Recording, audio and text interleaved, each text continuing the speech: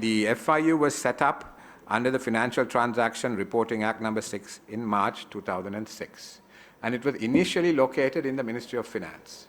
However, by February of the next year, 2007, it was recognized as a department of the Central Bank of Sri Lanka, and by an order given under the Financial Transaction Reporting Act by His Excellency the President at that time, the FIU was recognized as a department within the central bank, but as an independent entity with an administrative linkage to the central bank. So the link between the central bank and the FIU is a purely administrative one, not an operational link. Plus, as you know, Sri Lanka is on the grey list of the Financial Action Task Force. Can you explain this? When you say grey list, what is okay. The Financial Action Task Force has set out 40 recommendations, which are the global standards in the area of anti-money laundering and counterterrorism financing actions. Yeah. Now, in our case, as in the case of some other countries, they have identified what are called strategic deficiencies. And this has meant that we have been put on the grey list, which means we are a relatively high-risk country as far as anti-money laundering and terrorism financing is concerned. What are the countries that are in the grey list in this region, Asia region? I can give you the full list. It's the Bahamas, Botswana, Cambodia, Ethiopia, Ghana, Pakistan, Panama, Sri Lanka, Syria, Trinidad and Tobago, Tunisia, and Yemen. It's not a good list to be on. So, what the positive thing I can share with you, Honorable Chairman, is that my colleagues have done a tremendous amount of work. In fact, the standard-setting body was surprised as to how quickly and effectively they have satisfied the action plan. They have completed the action plan. And at the meeting of the plenary of the FATF in January, they indicated satisfaction regarding the completion of the action plan, at least the measures in the action plan, and they took a decision to send a mission to Sri Lanka, an in-country mission, to test the effectiveness of what we have done. And that mission was due to come on 13th and 14th of May. Sadly, because of the travel advisories, they didn't come.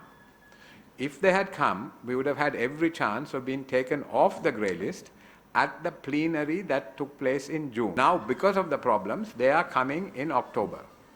And we are hoping that we will get off the list at the plenary in November. As I said, there is no direct reporting line from the FIU through to the governor. They operate independently, and that's something that should be preserved.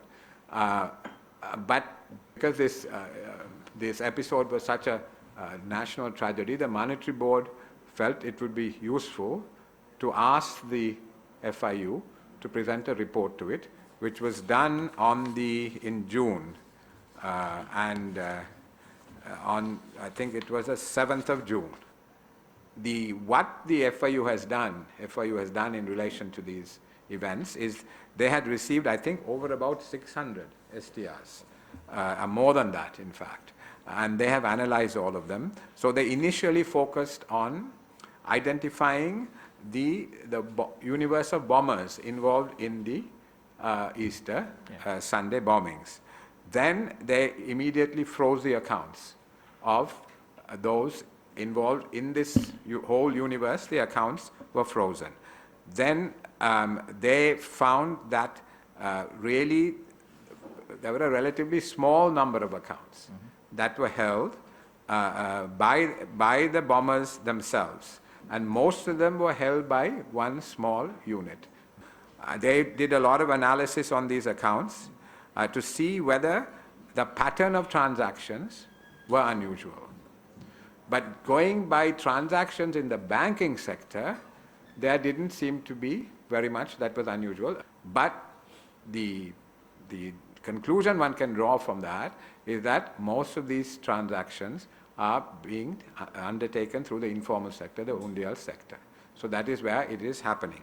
Now, let me conclude by saying that the report submitted to the Monetary Board contained from the Director of Financial Intelligence Unit some very useful recommendations. One set of recommendations relates to the sharing of intelligence between the FIU and other law enforcement agencies.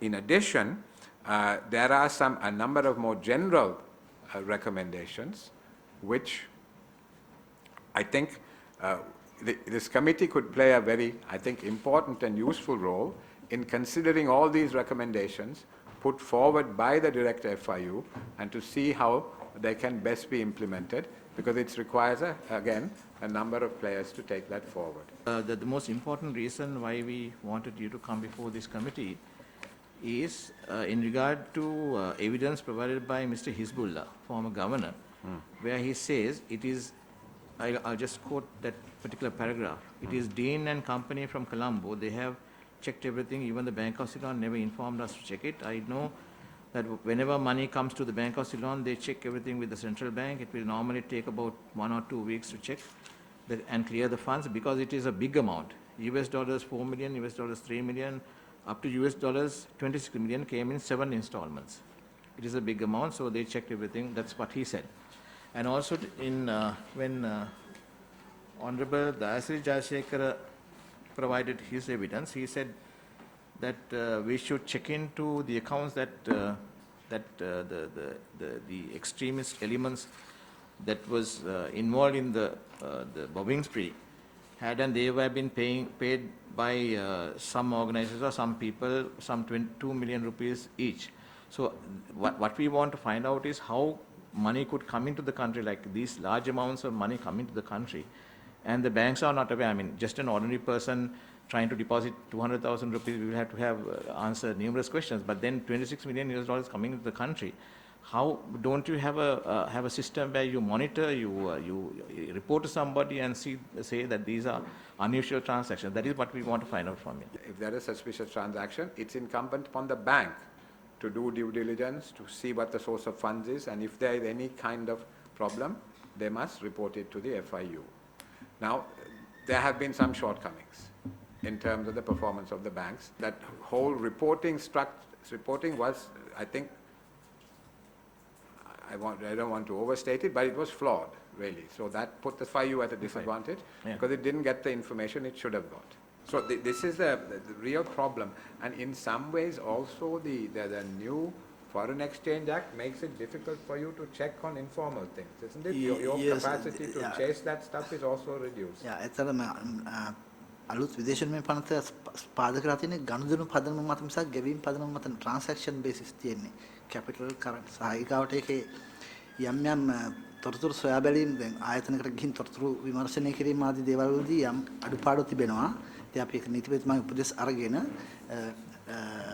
දැන් අපි ඒ සම්බන්ධයෙන් අවශ්‍ය සංශෝධන කීපයක් නිර්දේශ කරලා තියෙනවා. ඉන් පස්සේ වඩාත් හොඳින් ඒක කරගන්න පුළුවන් වේවි. දැනට ඒ පනත ගෙනාවේ ඔබතුමාලානේ.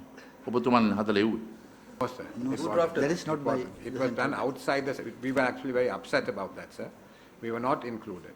You always, central bank wants to be in a different world. You all want to be excluded from every activity that happens in this country. We were whether it's complaining we were not fiscal, whether it's included, monetary, whether it is central bank, whether FIU.